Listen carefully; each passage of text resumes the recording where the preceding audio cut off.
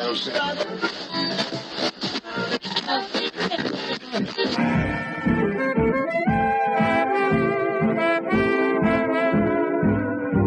is the Relic Radio Show, old-time radio entertainment still standing the test of time, from relicradio.com.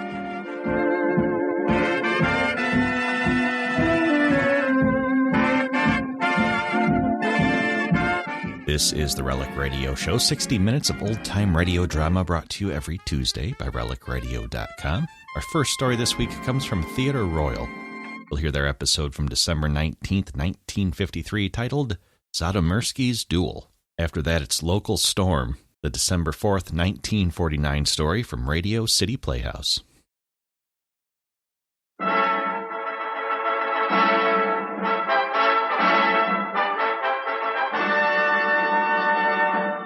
The National Broadcasting Company presents, transcribes Sir Laurence Olivier in Theatre Royal.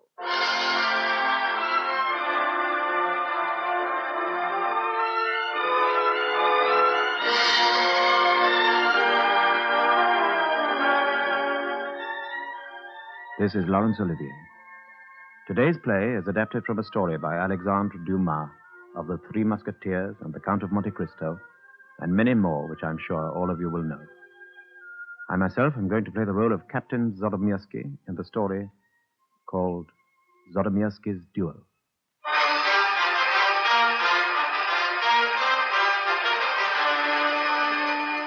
This is the story of a group of Russian officers just after the Napoleonic Wars. They were quartered in a little Austrian village of Valins, and the date was the spring of 1825. There were 5 of them, invited for dinner and cards by the aide-de-camp. They'd been talking over all the topics which made for conversation in the regiment, not forgetting dueling. For all of the officers were convinced there was no better way of losing one's life than over a point of honor, especially when armed with a pistol. But there was also another matter which one or two of them had on their minds. Without being indiscreet, could you tell us what the colonel called you in for this morning, Mikhailovich? I think so. An officer is joining us to replace Captain Baronov. Oh, that. Captain Zodomirsky. Zodomirsky, huh? That's right. Some of you probably know him. He's engaged to Mariana Ravensky. Oh, good, good. When's he due to arrive? He's here already. Oh. I met him over at the colonel's place. He's very anxious to meet you all, gentlemen. So I took the liberty of asking him over to dine with us. Splendid. What sort of a fellow is he? And I think you know him fairly well, Captain Stevanovich. You were in the same regiment at St. Petersburg, weren't you? That's right. We were students together. He was a brave, good-looking fellow, much liked by everyone, but a little on the impulsive side. Quick to pick a quarrel. Mademoiselle Ravensky tells me he's by way of being something of an expert at dueling himself. But he ought to do well enough in this company. If he wants to pick a quarrel with me, I'll try and take the edge off his ardor for him. Why has he left the guards, by the way? Is he ruined? On the contrary. Now, he has just inherited some 20,000 rubles. Well, come along, gentlemen. I suggest we move into the other room for cards. Yes. Koloff can bring in the food while we're playing. After you, Major.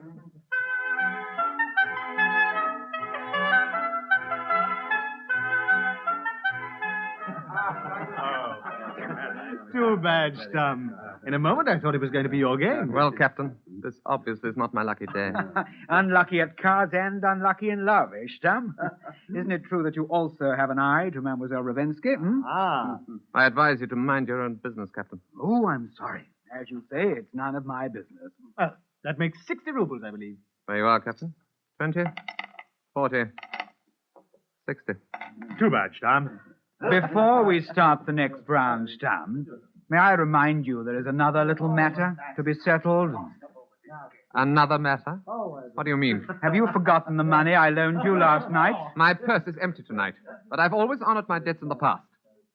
Are you suggesting otherwise? Captain Zodomirsky. Here you are at last, Zodomirsky. Come in and meet the others. Major Belayev. Captain. Captain Stevanovich. My dear Zodomirsky. Captain Pravdin. Captain? Lieutenant Stam. Cornet Naletov. Good evening, gentlemen. I'm proud and happy to join your regiment. Hello, Captain. So we meet again. You've not forgotten your old friend, I hope. Certainly not. It's good to see you again, Zodomirsky. You going to be with us for long, do you think? I hope so, as long as possible. I've taken a house near my old friend Ravensky. I knew the family in St. Petersburg. I've got my horses here, good cook, passable library, a garden that's exactly right for target practice. Target practice? Yes. So you're fond of shooting? Yes, I fire 12 balls every morning. It's a hobby of mine. Indeed. You must be fond of it then. Personally, I can't see any point in shooting, apart from hunting. I certainly don't regard it as time wasted. Pistol is a very useful weapon at times. I suppose that is a matter of opinion. Exactly. I find that garrison life occasionally leads to sharp words. A man who's known to be a good shot is less likely to be bothered. As I see it, in duels and everything else, something ought to be left to chance. It is not my idea of honorable conduct, taking so many precautions. Could you tell me exactly why not? Certainly. Do you play cards, Captain? What has that got to do with it? I'll try to explain myself. As we all know, there are some card players that have a special knack of shuffling a pack of cards so that they get a winning hand. Well, personally, I can see no difference between a man who robs another of money and one who robs him of his life. Gentlemen, now, Of please. course, I'm not saying this in a personal way, Captain. I'm merely speaking in general terms. You're insulting me either way, sir. Captain Stefanovich, I must ask you to act for me in this. I feel my honor has been impugned. May I count on you? My dear Zodomirsky, I'm sure that If you something please, Captain. Captain Zodomirsky has explained to us how he practices shooting every day. Personally, I practice merely when I fight. So I presume that a man of honor would wish to level the odds. Captain Stefanovich will act for me, sir. I'm happy to leave the details to him. Very well, then. We will equalize the chances. And I will settle the details with Captain Stefanovich. Good night, gentlemen. Gentlemen, we really can't let them fight like this. quite agree. Excuse me. I'm a newcomer among you. None of you know me. I have an obligation to defend myself. It's quite impossible to let this pass without fighting. I don't know what I've done to annoy the man, but it seems that he has some grudge against me. Truth is, Captain, I think Stamm is jealous of you. We happen to know that he's in love with Mademoiselle Ravensky. The devil he is. Well, that explains it, I suppose. Anyway, gentlemen, you see I have no option in the matter. I look to your forbearance. Very well, Captain. The matter must be settled between the two of you. Thank you. I appreciate your sympathy. Well, tomorrow will have to take care of itself. Meanwhile, may I suggest a little dinner, gentlemen? Yes, sir. Go out, serve the soup.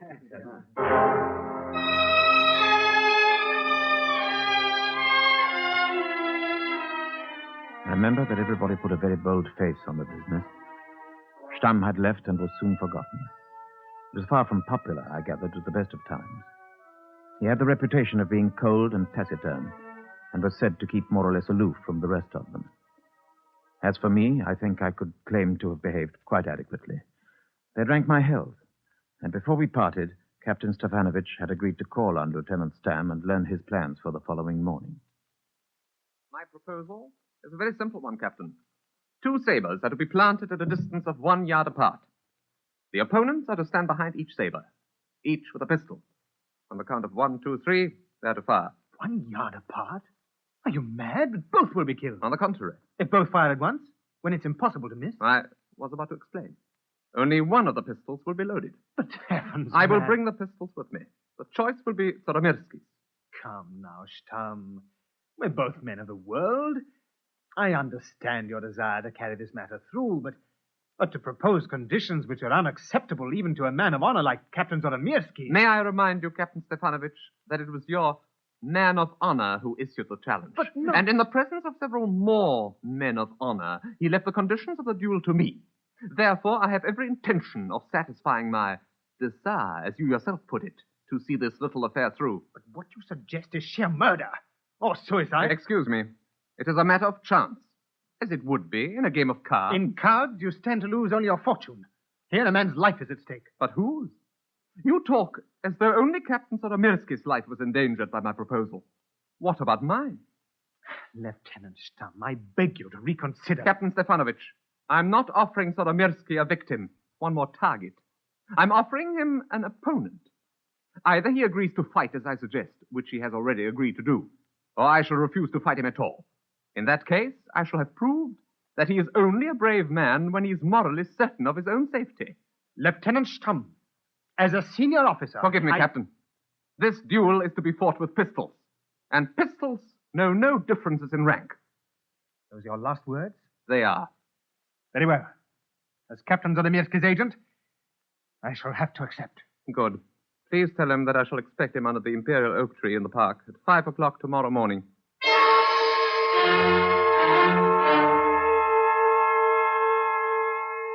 When Stefanovich arrived back at my rooms to tell us the terms of the duel, he found me with Captain Pravdin, who'd also agreed to act for me. As briefly as he could, he told us what he had just agreed with Lieutenant Stamm.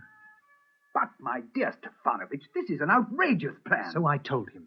Well, I must admit that I rather expected something of the sort. After all, he pointed out that he intended to equalize the chances. All the same, this is like no duel I ever heard of. In fact, you might as well toss up which is to blow out the other man's brains. Exactly. Well, Stefanovich has agreed to the terms. I had no alternative. You gave me your orders in the matter before I went to see him. Yes, certainly. And I should be the last to blame you for carrying them out. You've acted perfectly correctly. So you mean to go through with it? Naturally. You can hardly expect me to start hedging at this stage. As the lieutenant says, it will be purely a matter of chance. Boris! Oh, Boris. Mariana, what on earth has happened? What are you doing here? Boris, they told me. What am I doing here? How can you ask me that when I may never see you again? Why do you think I'm my here? dear. There's only an hour since you left me, and yet you said nothing about... Well... How could you do that to me, Boris? I had no intention of distressing you, Mariana, but who told you? Never mind who told me. I know everything. But tomorrow you may be killed. I'm certain to be killed. Mariana, we're not alone. Think of your reputation coming here to me like this. My dear, you must leave No, us. no. I don't care about anything but you. Gentlemen, may I present Captain Pravdin and Captain Stefanovich, Mademoiselle Ravensky, my fiancée. Enchanté, mademoiselle. Now, if you will excuse us... Please stay with us, gentlemen. Yes, please stay. You've seen me here, so I have nothing more to hide. Perhaps you may be able to help me. As you wish, mademoiselle, but I beg you to calm yourself. Boris, I beg you. You seem overwrought. Are you unwell? No. Boris, please don't fight this duel. I ask you. I forbid you. If you do it, it will kill more than you. It will also kill me. Your life belongs to me now. It is no longer yours to throw away like...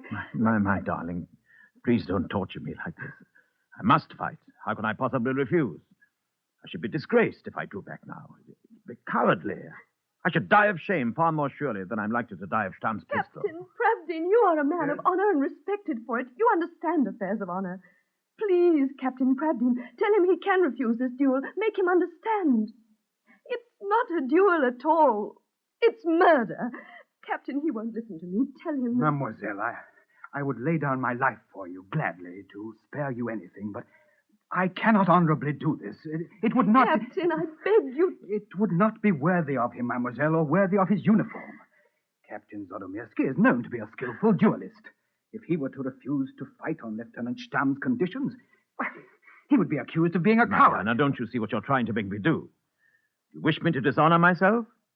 Could you ever love me again if I did? No. No, I see it's hopeless to go on. It's not that I should ever stop loving you. It's that you would begin to hate me. No. So I'll say no more. My darling. Kiss me, Boris. Perhaps we shall never see each other again. Good night, Boris. Captain Pravdin. Good night. Captain Stefanovich. I'll take you home, Mariana. Gentlemen, you'd better both retire. When I get back, I shall have some letters to write. Have you ordered the horses for the morning? They will be ready by 4:30. Thank you. Please don't wait up for me. As you wish, Captain. Good night.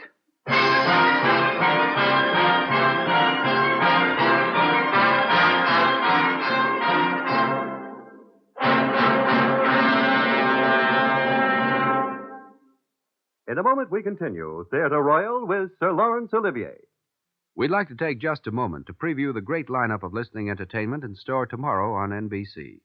You'll want to join noted Italian conductor Guido Cantelli as he returns to the podium to lead the NBC Symphony Orchestra for his 6th consecutive season. The brilliant maestro opens his concert from Carnegie Hall, offering music of Barber, Debussy, and Ravel, featuring the work Two Inventions by the Italian composer Bettinelli. So be sure to enjoy this hour of music with the NBC Symphony. Later, you're invited to hear high comedy drama with the brilliant acting of Rex Harrison and Anna Lee when the NBC star Playhouse presents The Second Man. You'll enjoy S.N. Behrman's delightful comedy dealing with the dual nature of man. And for more adventure on the Western plains, James Stewart stars as fast-shooting, slow-talking Britt Ponsett when your six-shooter hero helps a runaway boy to learn the true meaning of the Yuletide. And for more of NBC's great lineup of dramatic entertainment, hear how a stroke of fate might have altered the entire course of a nation. In fact, this imaginative drama series shows how a single event may even have changed the history of the world. That's Stroke of Fate, tomorrow on NBC. Later, join that brilliant pair, Hume Cronin and Jessica Tandy, in another amusing episode of the comedy series, The Marriage. You'll enjoy hearing how Ben and Liz Marriott handle all the realistic everyday problems in this delightful family drama. And remember to keep informed on the latest news of the week in review on Weekend, your Sunday newspaper of the air. It's the only Sunday paper you can safely enjoy while driving your car, when a host of top notables join to bring you everything from cover stories to feature items on home, fashion, and sports. Top newsmen Merrill Muller, Elmo Roper, and Earl Godwin offer accurate commentary on news headlines from the nation and the world, while Tex McCrary keeps you up to date with personalities in the news. All fine listening tomorrow on NBC. And now we continue Theatre Royal with Sir Laurence Olivier.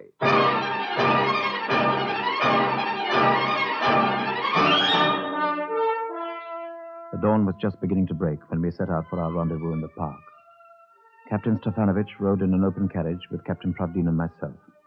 The others rode ahead of us. The road led us past the house of the Zodomyrskys, and as I looked up, I caught sight of Mariana at the window. She was as pale and motionless as a statue. Neither of us gave any sign as our eyes met. By 5 o'clock, both parties were at the rendezvous. Good morning, gentlemen. Good morning. Who is to give the word to fire? Major Balayev, will you do me the favor? Very well, Captain. You know the conditions, I believe. Here is my saber. If Lieutenant Stamm... If you please, Major. Thank you. Be good enough to mark out our places for us, Major. Then perhaps you would load. Very well, Captain. Loading will not be necessary, Major. I've brought the pistols with me. One of them is loaded already. The other has only a gun cap. Do you know which is which, then? What does it matter? Captain Zodomirsky has the choice of pistols. Is that agreeable to you, Captain? Perfectly. It is agreed that the sabres be planted 1 yard apart. The opponents will stand behind them. Captain Zodomirsky, here are the pistols. The choice is yours. Thank you, Major. This one will suit me admirably. Lieutenant Stamm. Thank you. Are you ready, gentlemen? Yes. Yes? I shall count up to 3, gentlemen. On the word 3, both of you will fire. Is that clearly understood? Yes. Gentlemen, present your pistols. 1, 2, 3. Who fired? Zodomirsky. He drew the unloaded pistol. Stamm has still not fired. No, this is sheer murder. Silence, gentlemen, please. Fire, Lieutenant. It is not your place to instruct me, Captain. I shall decide for myself whether to fire or not. And that depends how you answer me. All right, then, but for the love of heaven, speak quickly. Don't worry. I shan't abuse your patience. You see, I didn't come expressly to kill you, Captain Zodomirsky. I came here with a perfectly open mind. I'm not very well off, and I have nothing very much to lose by dying. You, on the other hand, are far more fortunate. Life must be far more dear to you. Well, fate seems to have decided against you. It appears that you are the one who must die. Is that all you wish to tell me? No. Give me your word of honor that in future you will not be so hasty with your challenges, and I will let you live. I have never been hasty, Lieutenant. You insulted me with a disgraceful comparison. I was compelled to challenge you. I've nothing more to say to you. So fire. There's nothing dishonorable about my conditions. Are they reasonable, Major? I'll abide by your judgment. Perhaps Captain Zodomirsky will do the same. Captain Zodomirsky has proved his courage, I think. If he's not killed, he can hardly be blamed for it. Can he honorably accept the conditions, gentlemen? Yes, of course he can. The captain consents. In future, he will be less ready to take offense. You are his second, Captain Pravdin. I wish to hear Captain Zodomirsky. Will you confirm what I've said, Captain Zodomirsky? Very well. In future, I will be less ready to take offense. Well, that's good. Thank you, Captain. I am gladder than anyone. It has ended as I wished. Well, Captain, I've shown you that when you have courage, mere shooting in a duel amounts to very little. When the chances are equal, a good shot is no better off than a bad one. In any case, I had no desire to kill you. I merely wanted to see how you'd face up to death. You've proved your courage. I congratulate you. Oh, it may amuse you. Now, to know that neither of the pistols was loaded, you see? You were no real danger at all. Neither pistol loaded? Confound your insolence! This is a new insult, worse than the other. You think it's ended, do you? Oh, no, far from it, monsieur. We shall fight properly this time, and one of the pistols will be loaded if I have to load it myself. Pardon me, Captain. I've given you your life. I'm not going to take it back again. You've insulted me, treated me like a scoundrel, and I insist that you give me satisfaction. You can insult me as much as you like. I've told you I do not intend to fight with you. Then you will have to fight with me, sir. I'm under no obligations to you, I think. Zodomirsky is right. Your behavior has been outrageous. Not only to him, but to all of us. If you haven't paid for it in the next 5 minutes with your life... Captain Pravdin, I have no quarrel with you, sir. This is a matter for me and Captain... If Pravdin doesn't kill you, Stamm, I shall. I have every inclination to kill you myself. Devil take it, I can't fight all of you. Very well, then, if you insist. Choose one among yourselves, and I'll fight with him if I have to. So far as I can see, you don't want a duel so much as an assassination. You can set your mind at rest, sir. We'll do nothing that a man of honor could fairly complain of. We are all insulted, for you wear our uniform and then you behave like a blackguard. You can't fight with all of us. In my opinion, you're not fit to fight with any of us. You behave like a cowardly wretch. I fail to see why. If I had not proved to you that the second pistol was unloaded, who would have been any the wiser? We do not expect to be tricked by a gentleman. You seem to be quite unaware of how a gentleman should behave. Well, if you want me to be explicit, I shall have to point out to you that you deliberately set out to humiliate a fellow officer. You made him suffer all the feelings of a man condemned to death. You went out of your way to prolong those feelings, while you yourself knew perfectly well that you had nothing at all to fear, that you couldn't possibly come to any harm. And if that wasn't enough in itself, then you refused to give him satisfaction after you had insulted him mortally twice. Well, I suggested that he should not be so anxious to pick his quarrels in future. And I suggested you hold your tongue, sir. All right, then. Load the pistols. I'll fight with anyone who feels like it. Feels like it? Lieutenant Stamm, you have insulted not only a fellow officer, but every one of us here. I insist on the right of defending the honor of the regiment. I have no quarrel with you, Captain Pravdin. But I'm ready to accept your ridiculous challenge. Ridiculous? Major Belayev, this matter must be honorably concluded. I agree to forego the first opportunity to fight Stamm in favor of Captain Pravdin. But Stamm will have to fight me as well if he succeeds in disposing of his first opponent. Oh, no. You'll fight with none of us.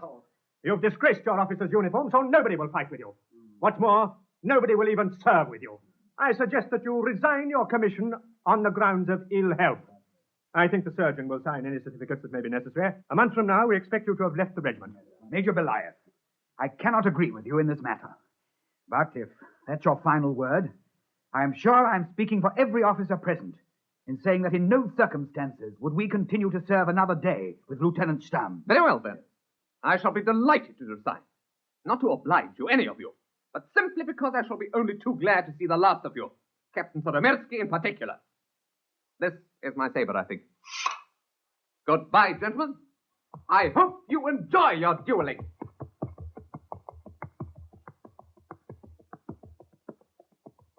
Gentlemen, why did you force me to accept such humiliating conditions? I should never have listened to you. You have nothing to reproach yourself with, Captain. We take full responsibility for the whole thing. You have acted impeccably throughout. I think I can speak for all of us when I say you've proved yourself to be a man of honor. Of course you have. Well, gentlemen, we have nothing more to detain us. Now, the colonel will have to be told all about this. Also about the resignation of Lieutenant Stamm. I shall make myself responsible for that, Major. Very well, then. I suggest we get back to the village.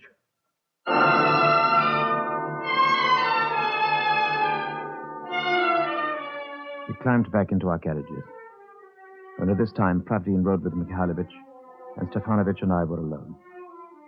I remember catching a glimpse of Stamm before we set out, far away down the road, galloping up from the village to the distant hillside beyond. Well, we were rid of it. We followed the road back to our quarters, the same road by which we had set out in the light of dawn some half an hour ago. Stefanovich, I don't know what's the matter with me. Why don't you feel well? I feel well enough, but I've got a sort of horrible fear. Sort of presentiment. What about? It's probably just a reaction. After all, it's not very surprising after an ordeal like that. Well, all I know is I wish that Stamm's pistol had been loaded. And I wish that he'd fired. Nonsense, man. You're lucky to be alive after all. And we're very glad that you are. I suppose I should be thankful that I am. I know of somebody who certainly will be, my dear fellow, and I don't need to remind you of her name. Stefanovich, will you do me a favor? Of course, anything I can. Mariana, this is her house that we're just coming to. I know. She was at the windows I went past before. Yes. We must just stop there for a few minutes. Well, of course. I want you to come in with me to see her. I want you to tell her just how the miserable affair ended. But surely you want to see her alone. Well, I will stay on, perhaps. But I want you to come with me. I have this horrible sort of presentiment. I shall be glad to come. Oh, thank you. I can imagine how glad she'll be to see you. Driver, pull up here.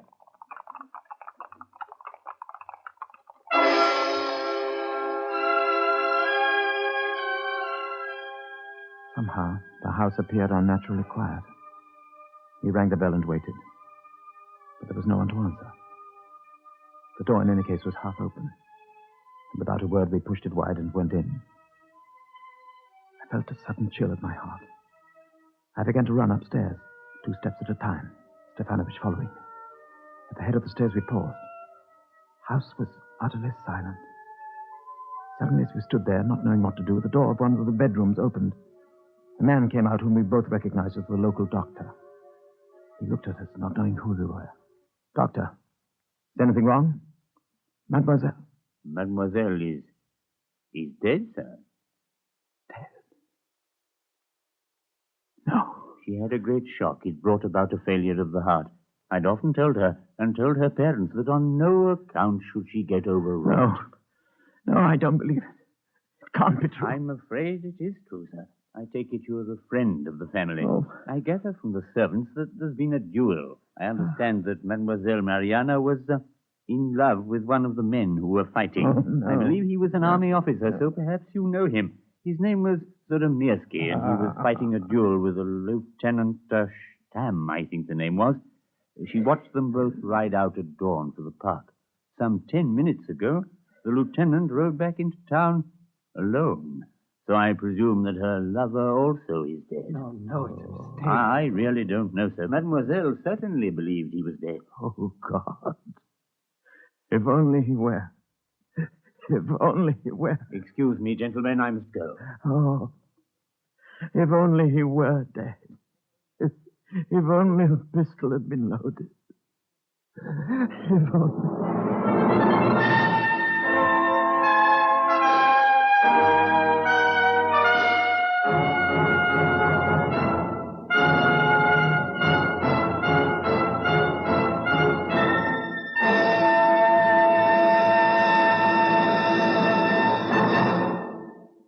This is Laurence Olivier again. I should like to thank the cast you heard this week in Alexandre Dumas' story Zodomirsky's Duel. They included Arthur Ridley, Keith Pyatt, Elizabeth Kentish, Robert Rieti, Ferdy Main, Anthony Carey, and Seymour Green.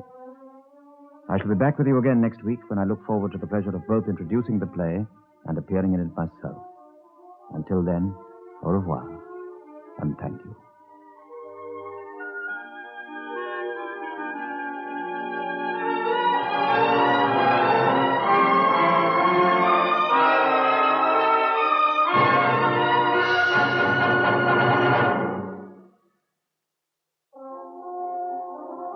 Sir Laurence Olivier starred in today's transcribed program. The script was by Derek Patmore. The music was under the direction of Sidney Torch. Theatre Royal is an NBC presentation produced and directed by Harry Allen Towers.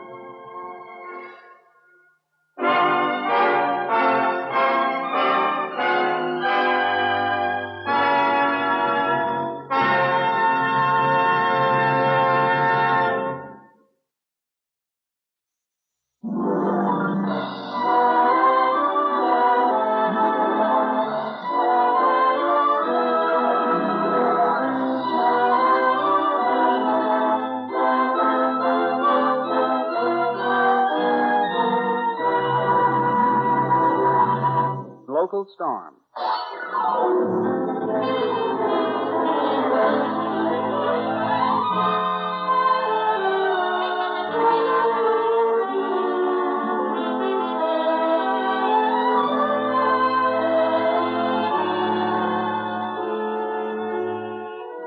The house is big and rambling and slightly run down, but the garden is perfection in the twilight.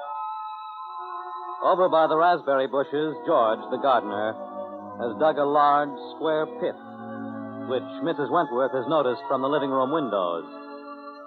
The house is on the edge of town, but Mrs. Wentworth doesn't mind that.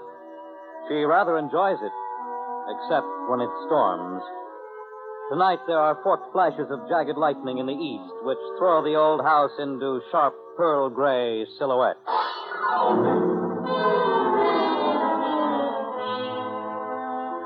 The air is silent, fearful, unmoving, even though the climbing black clouds race and swirl in the angry sky. In Mrs. Wentworth's living room, Dr. George Campbell controls his irritation with great effort. When he speaks, his voice is quiet, but firm.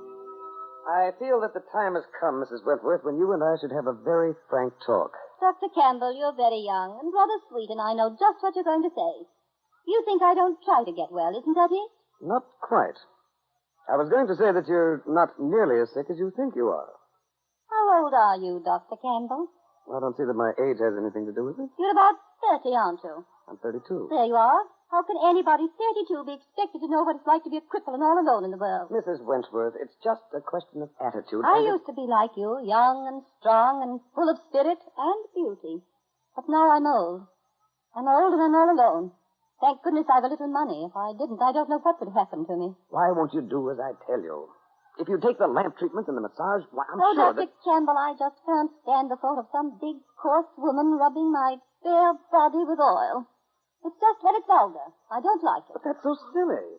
With massage and some effort on your part, I'm sure you could recover the use of your legs. If it's God's will that I'm to be a cripple in a wheelchair, well, there's nothing else to do but have faith in His wisdom. It isn't God's will, Mrs. Wentworth. It's yours. Okay. If you'd only make an effort, if you'd do what I tell you. I do want to help you, but you've got to cooperate. If you'd try walking even a couple steps a day. If you just ignore the pain for a moment. Ignore it, my dear boy. Sometimes even sitting still, the agony is so excruciating that it's only by sheer strength of will I keep from fainting. Nonsense. You're sitting still, your legs can't possibly be painful. Oh, dear me, that thunder. I do hope we're not going to have a storm. I'm just terrified of them. I remember the year we built this house. We had a storm. Mrs. Wentworth, do you want me to continue treating you? Well, of course I do, you silly boy. But I'm not doing you any good. Well, just keep on trying, and I'm sure I'll improve. I'm sure of it. I'm terribly busy. I've got 2 patients right now who are desperately ill, and they require a great deal of my time. They need me much more than you do. Oh. I can't keep on taking your money for calling on you socially twice a week. You don't know what it's like. You're young. You've got friends. Here I am, stuck in this old barn of a house, away from everything, with just Olive to look after me. You can't understand what it's like to be 67 and have to push yourself around in a wheelchair, and to have buried 2 sons and a husband. There's nobody in the world to give the hang whether you live or die. Oh, come, Mrs. Wentworth, it's not that bad. You see, you just don't understand. I can't keep coming out here twice a week when there's nothing wrong with you. Of course, if you think it's a hopeless case, why... You're not a hopeless case. You're a hopeless patient. Oh, please don't stop coming to see me, Dr. Campbell. I will take the medicine, and I'll think about the massage, but please don't stop coming. See if you can't think up some new sort of treatment, injections of something that could really improve me. All right, I'll try. Well, I've got to be going now. Oh, if you see George in the garden, tell him to give you some flowers for Mrs. Campbell. All right, thanks. George has such a way with flowers. Be sure to ask him for a great big bunch. And you be sure to take your tonic. I want to see that bottle empty when I come on Friday. I will. I'll take it night and morning. Olive! Olive! Stupid girl. That doesn't do it. Oh, dear Sky, she wouldn't storm. Olive! Come here, Olive, will you, dear? I heard you, Mrs. Wentworth. I was just fixing you a tray in the kitchen. Oh, what are you doing with that umbrella? This is Thursday, ma'am, my night out. Oh, well, fix my pillows, will you? Hiya, dear. Hiya. That all right? Right between my shoulders. That's good. Oh, it's in the small of my back that it hurts most. Now then, wheel me over to the window. Yes, ma'am. Oh, and please, Olive, speak to George about oiling this wheelchair. That squeak is terribly irritating. You've no idea how annoying it is to hear every time you move around. This all right? Yes, dear. Fine. I'll tuck the afghan around my ankles. Oh, that's it. I just hate it when it storms. I'm terrified of lightning and thunder. My husband used to think it was so silly, but I'd just fly into his arms like a little bird the moment there was thunder. Isn't that silly? Thunder never hurts no one, and if you're hit by lightning, you never know it anyway. Oh, dreadful thought. Oh, Olive, this is going to be a bad one. Yeah. Just look at that sky. It's getting so dark. It's better turn on the lights. All right, Mrs. Wentworth. Will that be all, Mrs. Wentworth? Shall I bring you supper now? No, I'm not hungry yet. Left everything on a tray on the kitchen table. It'll be there when you want it. Olive, would you mind staying home just this once? I just can't bear to be left alone in a storm. I know it's silly, but I'm just terrified of it. Please, Olive, would you mind missing your night out just this once? I missed it last week. You did? Yeah, you had a headache. Olive, dear, I know you've put up with a lot, but you won't be sorry. I've arranged in my will for you to get a little something. I can't stay in tonight. Well, you can go tomorrow instead. No, I got a date, Mrs. Wentworth. I'm sorry. A date? Who with? Joe Bracken. But, Olive, he's just an ordinary garage man.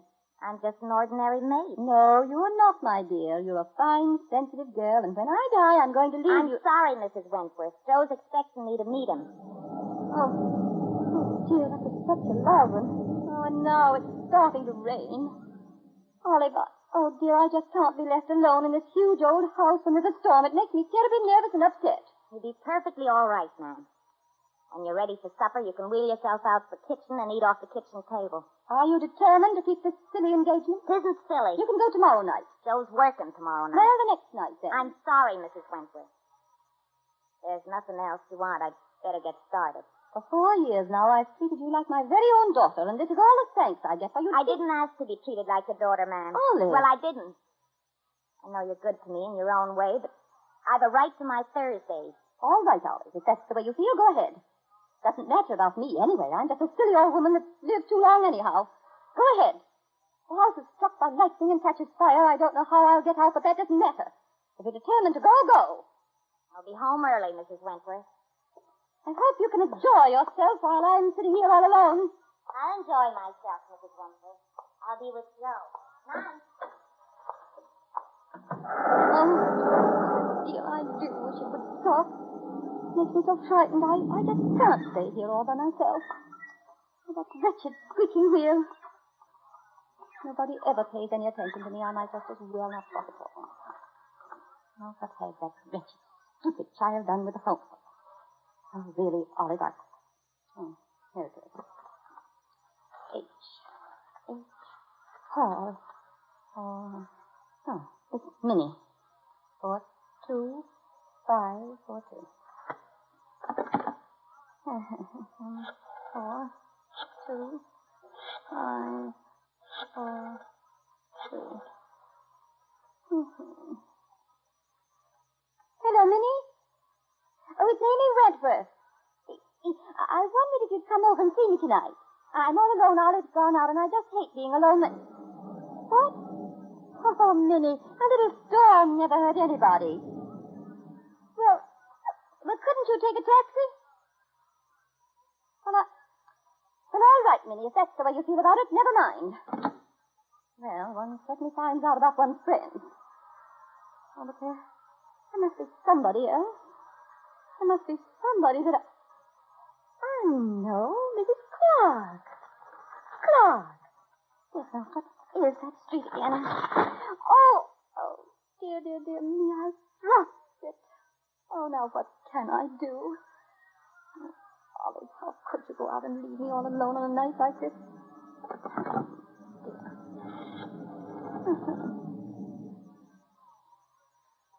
Information? Oh, yeah. I'm sorry to bother you, but I'm an old lady, and I'm in a cripple in a wheelchair, and I was looking up the number when I dropped the directory on the floor, and I can't stoop down far enough to pick it up. What? Oh, Clark. Mrs. Clark on... Oh, dear me, I know her address as well as my own, but Oh, no. Where does she live? I was going to ask her over because I hate being alone in a storm like this. It makes me so nervous I can't bear it, and Well, she lives up... Collins, yes, that's it, North Collins Avenue. Yes, that's right. Yes, she had such a dreadful evening, I simply couldn't face staying alone, and I thought that... What? Yes. 72790. Oh, thank you, operator. 7, 3, 7, 9,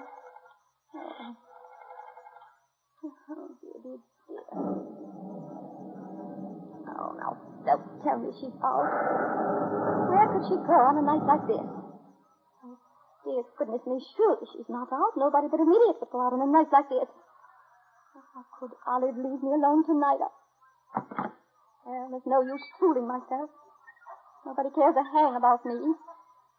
67 and in a wheelchair and all alone in this big old house on a night like this. Well, I'll just knit a little. Yes, and I'll sing. Oh, yes, I'll sing to myself and tell myself I'm not afraid at all. What a baby, play for me.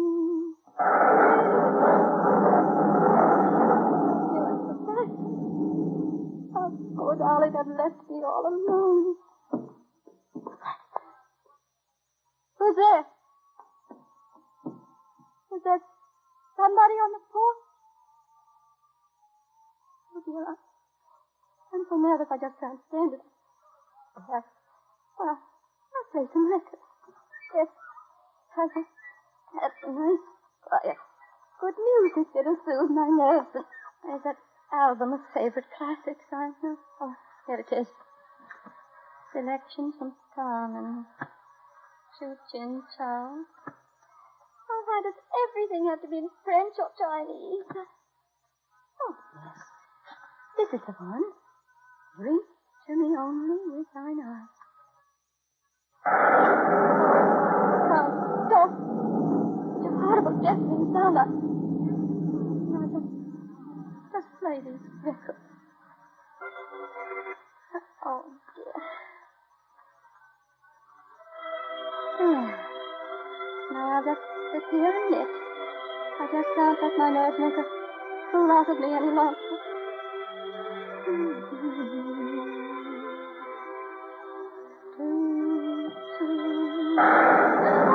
Oh, no! The light! The light's out! Oh, God, I can't sit here alone in the dark. How could Alice go out and leave me all alone on a night like this? He knows how upset I get with a storm, and it's not good for my heart when I'm nervous.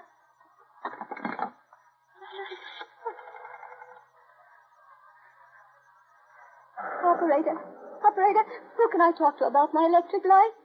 What? Well, I don't know. There was a crash of thunder, and my gramophone and the lights both went out at the same time. What? Well, how temporary. Well, can't something be done about it? Well, I'm an old woman, and I'm a cripple in a wheelchair, and I'm all alone, and I'm terribly nervous in storms anyway, and surely there's something you can do about getting my lights back on. What? Oh, well, I can't dial the power company in the dark. I can dial you because it's just a zero. But I can't see, don't you understand? My lights are out. Well, do you mean temporary for an hour or temporary for 3 or 4? What? No, I don't think lightning struck the house. I think it's failure in the line somewhere. Oh, never mind if you won't help me. Why, don't bother. I just hope when you are 67 that you find yourself all alone in a big old house like this with lightning and thunder and... What's the use? Oh. Who's that? Is there somebody there? Is that you, Olive? Who is it? Please don't hurt me. I'm just an old woman in a wheelchair, and you can have everything in the house. Who is it? Who is it? George. George. Why didn't you say so? Didn't you hear me shouting at you? What are you trying to do? Frighten me to death? Oh, I never try to frighten anything to death. Stop this silly, ridiculous business and get some candles from the kitchen. I was sitting here all alone, and suddenly the lights went out, and... George, where are you? George! Just keep calm, Mrs. Wentworth.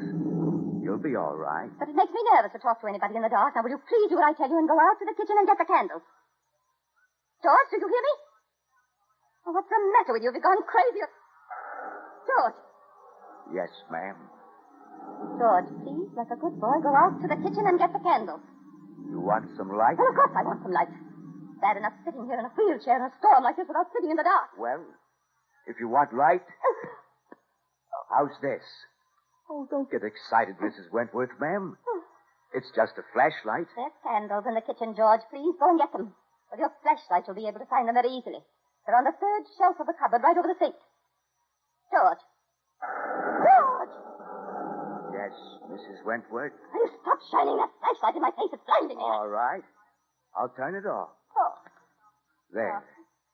Now, how's that? I don't know what you're trying to do, torturing me like this. I've always treated you well. Yes. You have treated me all right. Well, then why don't you get the candle for me? I like sitting in the dark. George, if you want to keep your job as my gardener, you'll go instantly to the kitchen and get those candles. George, how are you doing? I've just give your back a rub. That always soothes people's nerves. I don't want my back rubbed. Oh, it'll do you good. Just keep quiet. George, why are you acting so strangely tonight? You've never been like this before. You've always been so obedient and respectful. Doesn't this feel good? Makes me nervous. Why? Your hands are so big. I can feel the hair on them rubbing against my cheek. Just relax, Mrs. Wentworth. Just relax. Now, doesn't this feel good? I don't like it. Why don't you like it? Will you stop asking me stupid questions like that and go and get the candle so I can see what you're doing? But you can feel what I'm doing, can't you? I'm just rubbing and rubbing your back and neck. Take the kinks out of you. You know, Mrs. Wentworth, you've got the tiniest neck I ever... Yeah? I don't know very much about you. No. What did you do before you became a gardener? Worked in the slaughterhouse. Slaughterhouse? Yes, the slaughterhouse. You never told me that before. The references didn't say anything about your having worked. There were a lot of things my references didn't say anything about. What kind of things? Wouldn't you like to know? What did you do in the slaughterhouse? I hit them on the head with a hammer. Oh, George, you're a fine boy. You don't have to rub my neck any longer. Oh, it's no trouble. I like it. You're a fine, strong boy, George. You've done wonders with the garden. Only the other day I was saying to Mrs. Clark, what a wonderful job you'd done in the garden, George. And Mrs. Clark said she certainly thought you had, too. Oh, George, why don't you get the candles from the kitchen? I like the dark. Oh, what are you jumping for? I can feel you quivering all over. You're crazy to let a little storm make you nervous. It isn't much anyway. Just look. It'll all be over in another 15 minutes. What'll be over, George? What'll be over? Everything. George, that pit for the raspberry bushes. You said you were filling it with garbage or something to make the raspberries better or something. No, Mrs. Wentworth. That pit's for you. Oh, George, it's so funny when you talk like that, but you shouldn't tease me so. I'm an old lady and you'll be the death of... You've lived a long time anyway, Mrs. Wentworth. Oh, stop rubbing my neck like that, please. All right. All right, I'll stop. George, there's a whole case of whiskey out in the kitchen. It's in the cupboard by the stove. Why don't you get yourself a drink, George, or take a couple of bottles home? Yes, that's it. You don't need to stay here any longer. I'll be all right now. I'm not nearly so nervous as I was before. And now that I know that... Oh, wouldn't you like a drink of whiskey, George? I used to hit them on the head with a hammer. With a hammer. Then, with a knife. And string them up. But I had a fight with the foreman. A fight? Yes. It was too bad. He was a nice person, too. What happened to him? Oh, now, Mrs. Wentworth, you wouldn't expect me to tell you everything. You're a fine, good boy, George. Why don't you get the whiskey and go home? Oh, not that I don't like having you here with me, but you've Do you really like having me well, here? Of course I do, of course. George, won't you please get the candle? No, but I will get the whiskey. Maybe we both should have a little snort before anything happens.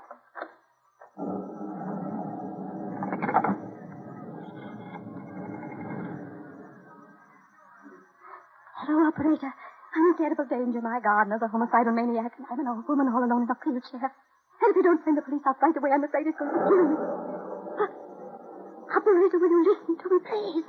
My gardener's in this house, and I'm all alone, and I want the police right away. He's going to kill me. Don't you understand? And the lights are all out, and he's moving around in the dark, and I'm in a wheelchair. Mrs. Amy. Now, Mrs. Wentworth, what did you want to go and do that for? Just when I thought you and me could have a little snort. Oh, gee, I don't know. Nobody understands me.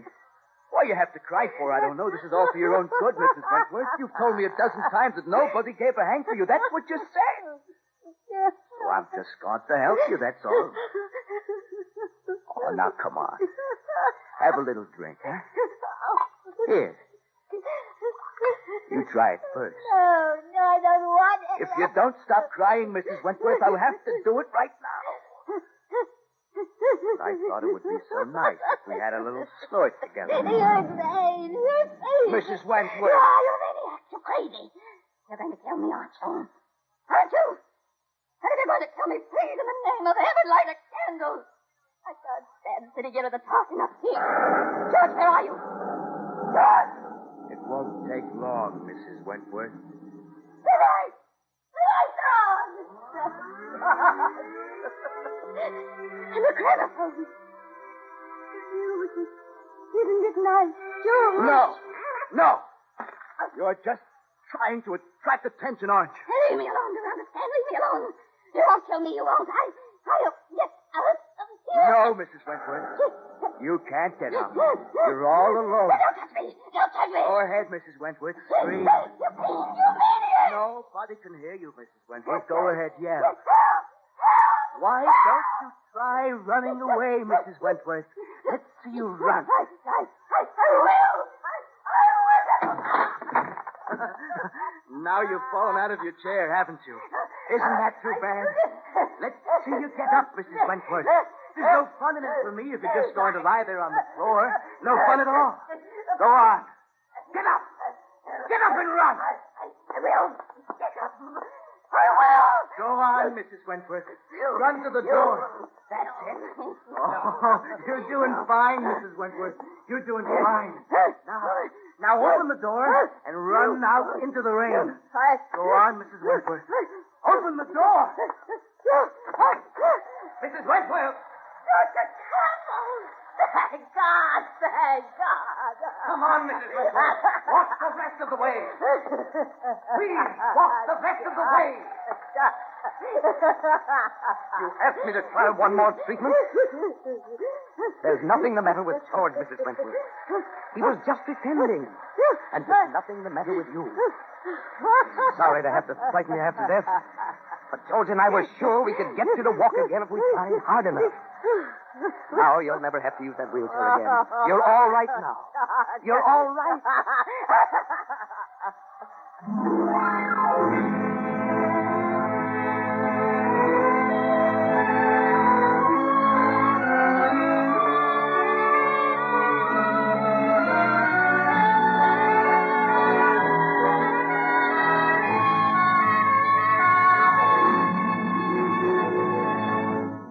Fred Collins speaking. This is NBC, the national broadcasting company. That's the Relic Radio Show for this week. I hope you enjoyed our stories this time. You can find more from Theatre Royal, Radio City Playhouse, the Relic Radio Show, thousands of other old-time radio episodes at relicradio.com. You'll also find our Shoutcast stream there, and if you'd like to help support this and all of the shows, you can donate through the website or visit donate.relicradio.com. That'll take you to the donate page. Your support makes all of this happen. Thanks to those who have helped out. Thanks for joining me today. Be back next Tuesday with another episode of the Relic Radio Show.